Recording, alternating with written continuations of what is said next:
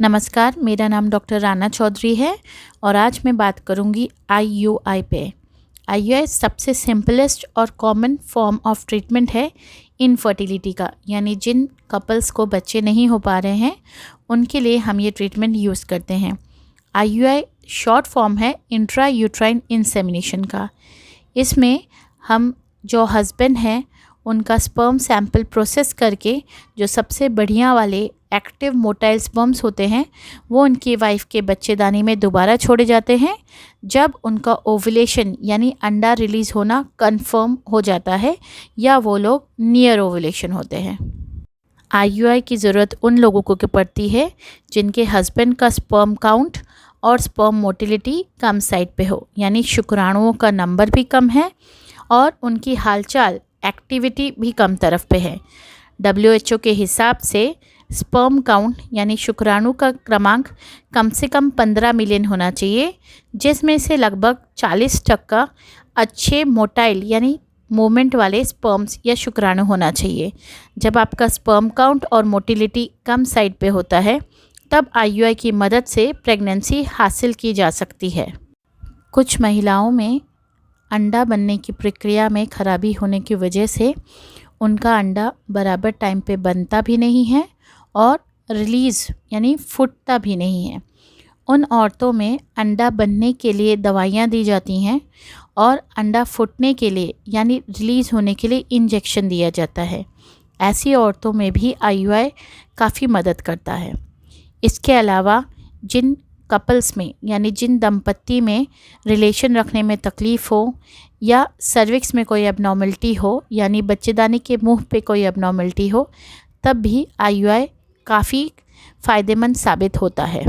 यह प्रोसीजर के लिए हस्बैंड के सीमेन सैंपल को प्रोसेस किया जाता है।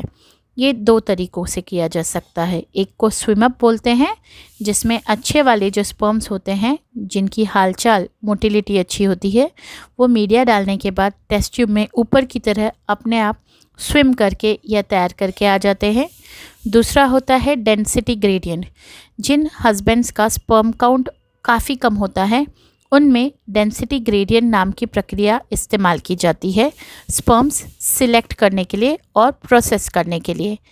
इस केस में सीमेन सैंपल को एक सेंट्रीफ्यूज में घुमाया जाता है। ऐसा करने से जो सबसे बढ़िया स्पर्म्स होते हैं वो सिलेक्ट हो जाते हैं और उनको आईयूआई के लिए इस्तेमाल किया जाता है। इस प्रोसेस सीमेन सैंपल को फिर उनकी वाइफ के बच्चेदानी के अंदर छोड़ा जाता है। इसके लिए एक छोटा सा इंस्ट्रूमेंट जिसको स्पेकुलम बोलते हैं उसका इस्तेमाल होता है। उससे बच्चेदानी का मुंह देखा जाता है और एक छोटे कैथेटर के साथ जो प्रोसेस्ड वॉश किया हुआ सीमेन सैंपल है वो बच्चेदानी के अंदर छोड़ा जाता है। इस प्रक्रिया को हम आईयूआई या इंट्रा यूट्राइन इंसेमिनेशन के नाम से जानते हैं। ये प्रोसीजर ओपीडी बेसिस पे होता है। इसमें कोई एनेस्थीसिया की ज़रूरत नहीं पड़ती है। ये एक पेनलेस प्रोसीजर है। रफली सीमेन प्रोसेसिंग के लिए आधा घंटा तक लग सकता है एंड इंसेमिनेशन या अंदर जो शुक्राणु छोड़ने का प्रोसीजर है उसको 10 मिनट तक लग सकते हैं। इसके बाद आप अपनी नॉर्मल जो भी आप काम काज करते थे वो सब कर सकते हैं। कोई बेड रेस्ट या आराम करने की ज़रूरत नहीं है। आईयूआई के बाद भी आप लोग रिलेशन रख सकते हैं। कई बार आईयूआई के बाद आपको कुछ मेडिसिन दी जाती हैं प्रेगनेंसी सपोर्ट करने के लिए। आमतौर पे आईयूआई का सक्सेस रेट 8% से 15% के बीच होता है। अगर आपको इस प्रोसीजर के बारे में और जानकारी की ज़रूरत हो तो प्लीज़ दिए गए नंबर पे आप कांटेक्ट कर सकते हैं या मुझे ईमेल भी कर सकते हैं। धन्यवाद।